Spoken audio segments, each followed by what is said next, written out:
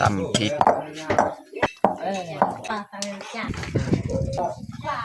เอามาหั่นแมน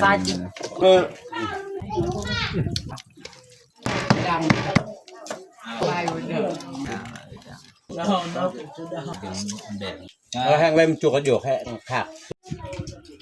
โลตลอด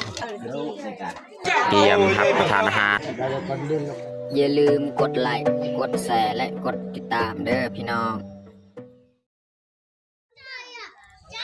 กล่าวทักทายสบายดีเบิร์ดสู่ผู้สู่คนเนาะยินดีตอนรับเขาสู่สองบ่าวยึงเนาะแล้วก็มื้อนี้ก็บ่าวยึงสิเข้าไปซอย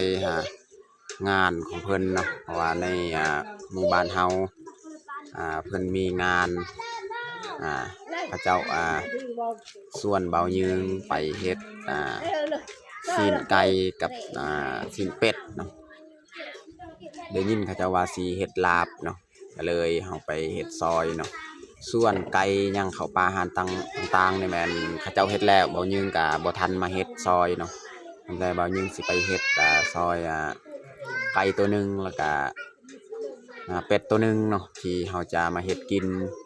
ให้ทีมงานเฮาเนาะส่วนไก่หรือว่าปลาเขายังอื่นแม่นเฮาสิเลี้ยงแขกเพราะว่าจักหน่อยนี่แขกมาอยู่เฮือนเพิ่นเนาะว่าเพิ่นมีงานนะโอเคแม้แต่ทุกคนติดตามเบิ่งติดตามชมเนาะว่าบ่าวยึงสิไปเฮ็ดเป็ดกับไก่หั่นเมนูแบบใดเนาะแต่ทุกคนตามเบิ่งตามชมแบบยาวๆเลยอันนี้ของเขาในเฮือนครัวทีมงานเพิ่นเฮ็ดแล้วเนาะหลกคนจักหน่อยนี่สิเฮ็ดลาบเลยเนาะเป็ดตัวนึงแล้วไก่ตัวนึงส่วนทางลุมฮั่นเนาะตัวนี้แม่นให้แค่ไก่ข้าวต้มไก่1ข้าวต้มไก่นี่30โตบ่แม่นต้มเบิดนะต้มครึ่งนึงแล้วก็สิตัดเป็นตอนครึ่งนึงอีก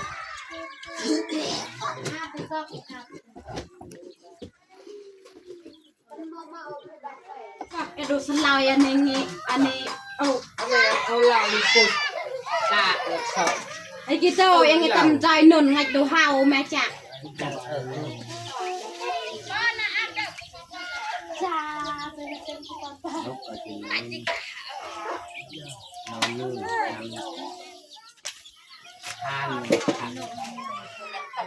ท่านหลายกับโปรข้าวมีแซมแต่ไม่ตัดยืนทำไมเรียนในปลาดุกแล้วยังอันนี้เฮา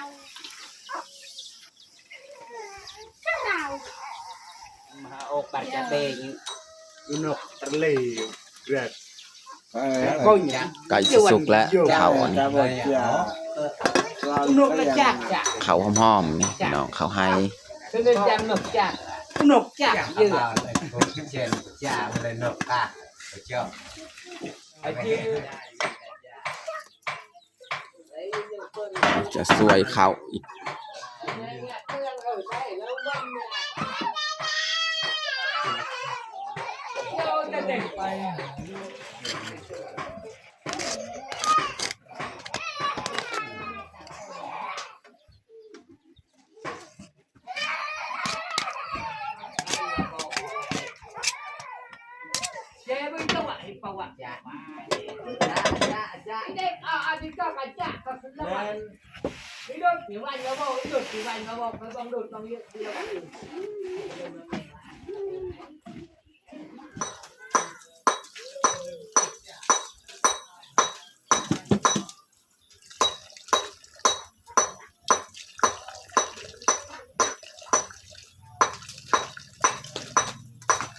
จากเขาลกคนเรียบร้อยเขาจะไปทำความสะอาดสนามอันนี้เป็นไก่เป็นเป็ด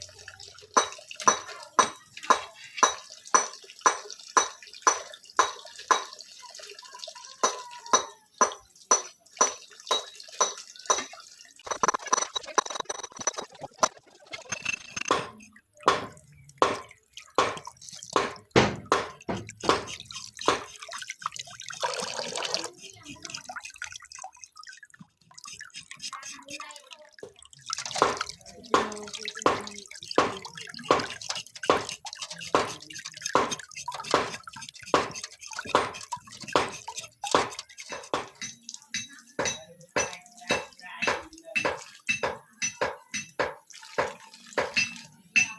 อยพี่น้อง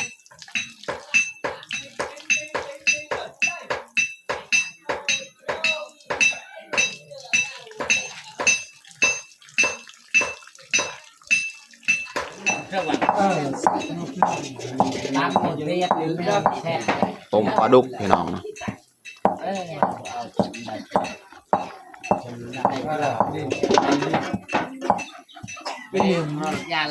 นี่แหละไก่ที่เราเห็ดมันเป็นไก่เป็ดที่เราเห็ดเมื่อกี้นี่แต่ว่ายังอีกตัวหนึ่งฮะ2 โตวเลยเป็ดตำพริก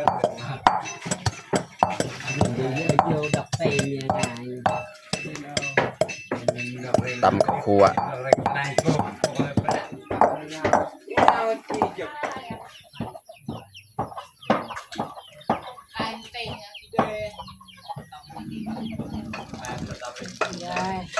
nọc giá ấy các bạn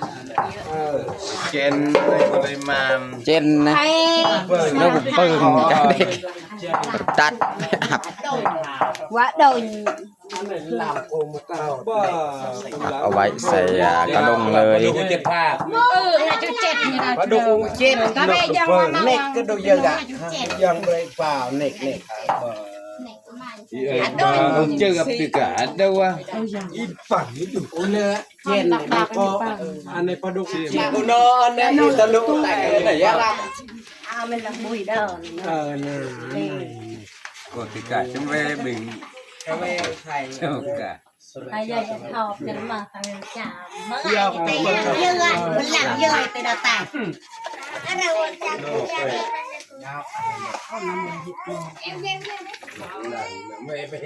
เกี่ยวมาตอนนี้หนึ่งว่าเรา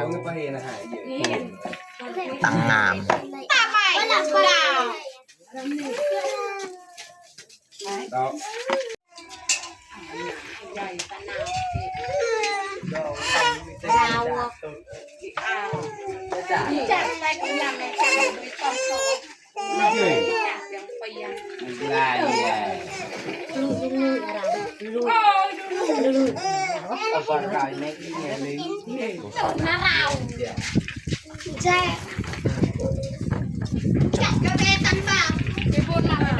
anh này hay chỉ nhà của em đã liền những ngục đồnเราใกล้เลย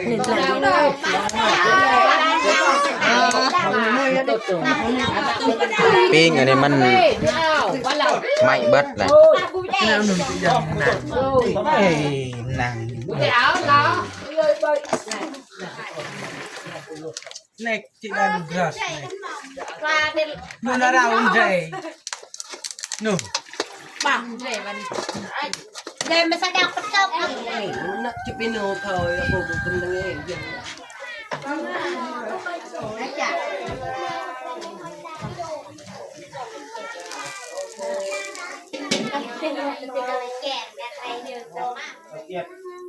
sắp phẹt rồi sắp ăn văn không tạch quá cái đó đây là mấy chỗ bổ với lại bộ เราจะปีนเนาะ tạch thô bác kẹo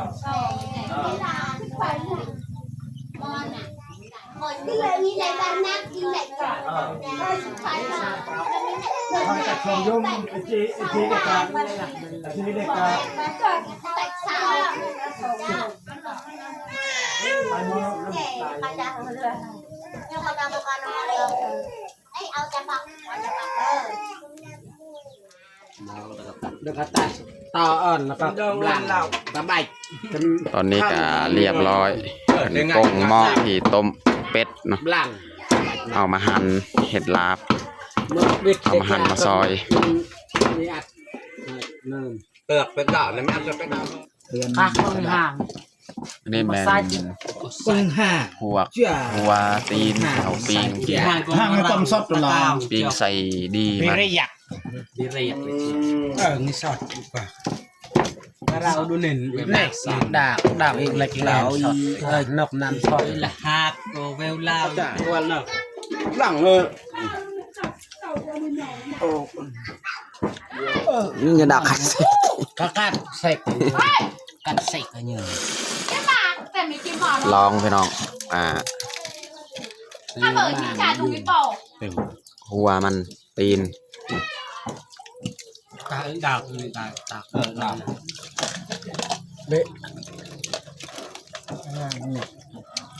ไม่ตะหยักดาว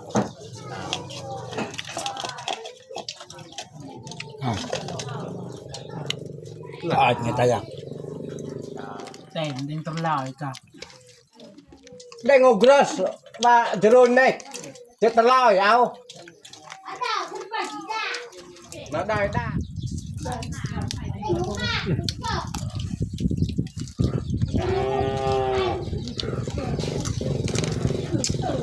พาแล้วก็จอมกันหนาว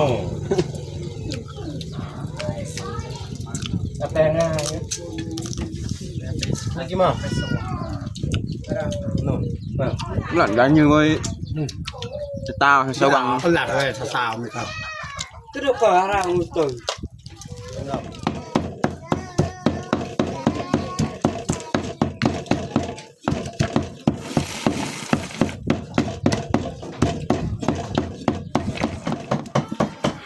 ตากในการแต่งเงินเยอะเติมđấy đây là giật về hồ đồn lào về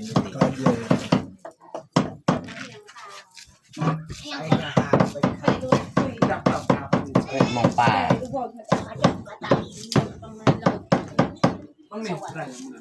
จะเป็นจะมีรถทำ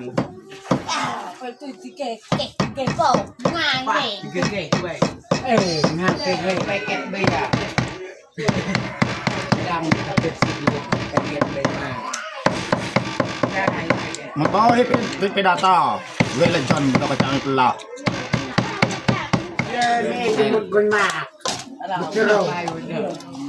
ตอนนี้ก็เขาเจ้าปรุงเรียบร้อยพี่น้อง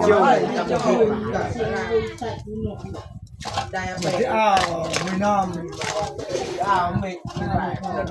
ปอเล่นมวยกี่โยงไม่ มึง ได้ กลางบอกมันออกไม่บอก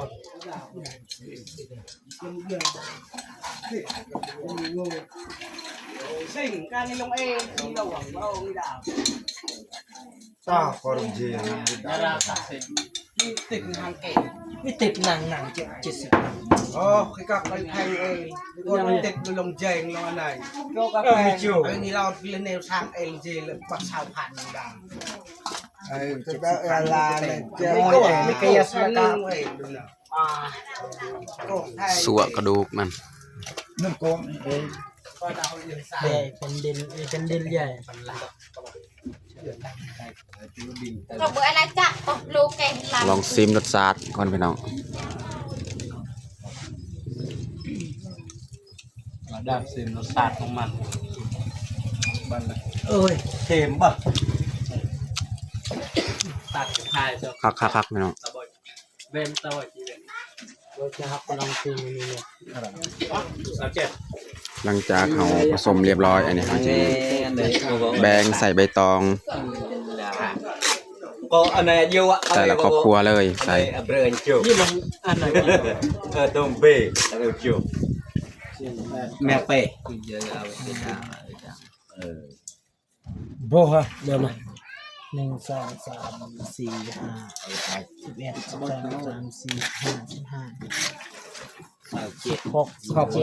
นี่เป็นเดือนแล้วนะไงกระบะกันแน่นอน บ้านเดี๋ยวมายังเติมนะ อันนี้เอาเป็นเดือน ก้อยเป็ดพี่น้อง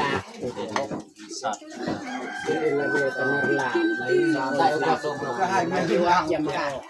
หลังจากเขาแบ่งอันนี้ให้แต่ละครอบครัวนี่ขึ้นมาเอานี่แบ่งเรียบร้อย แล้วก็เลือกอีกในซามันแม่นเอากินซุ่มนุ่มจังหน่อยกินรวมเลย ำกระเซ็กเราละเอลไม่แซนไง ตัวนี้นี่เขาจะแบ่งให้ผู้หญิงผู้หญิงเพราะผู้หญิงบ่ขึ้นมากินอยู่นี่เขาต้องได้แบ่งใส่ใบตอง เอาเงินปลาโดนแต่มองกินตัดแต่จ่าดาว ตอนนี้เขาก็สิเริ่มกินข้าวกินน้ำ มันเอาเลย ทีมงานเฮาที่เฮ็ดอาหารการกินในเฮือนเพิ่นเนาะกินข้าวเที่ยงเลย มันเหรอมันเหรอ มัดเดี๋ยวมันดับ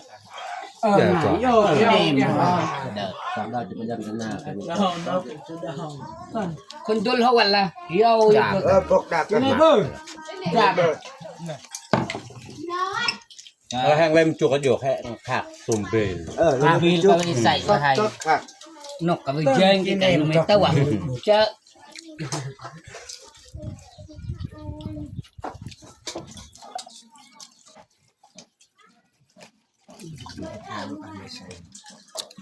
cái đó là bắt sẽ hệ bảo nằm sọt cái đá tới tới à cái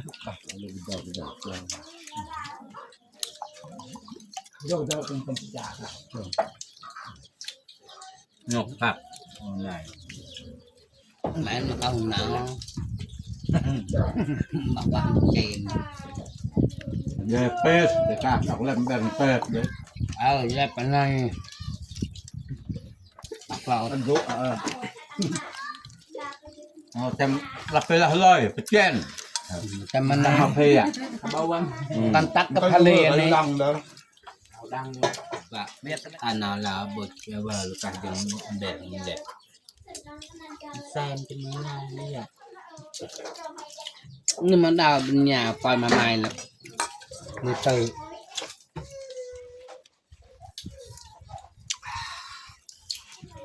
บ้านเลยยังมาให้บ้าน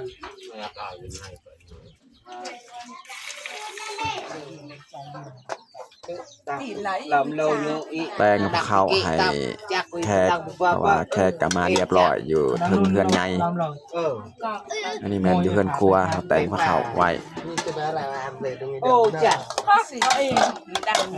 สีนไก่ đâu đâu เครื่องในมัน đạp đuôi rào tờ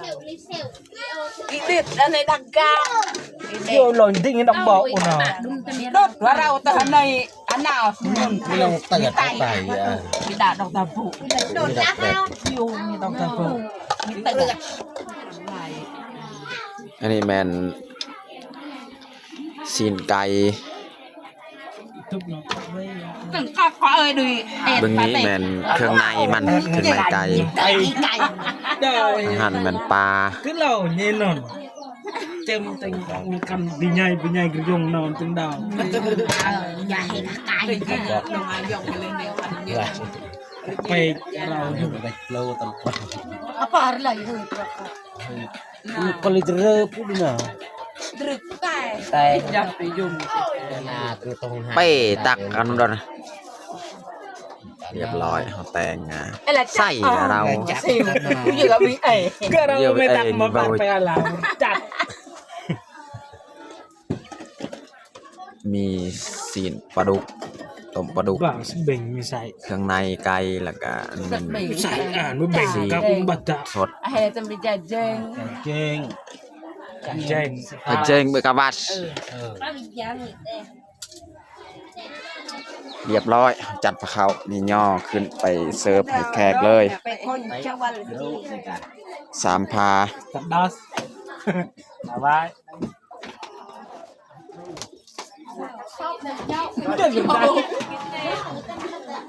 đạp vào tẩy cũng chê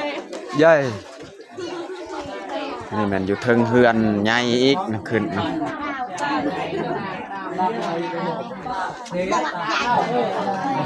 Ê, chào.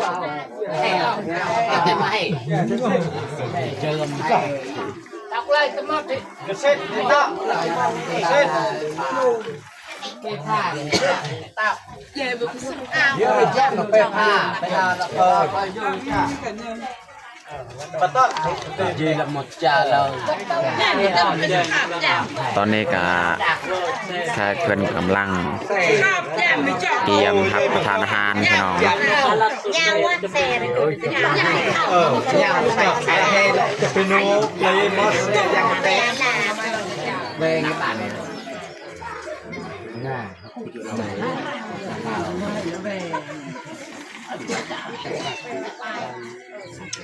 Đây là con đun lục cây đi. Dám, cái mà ra con đun.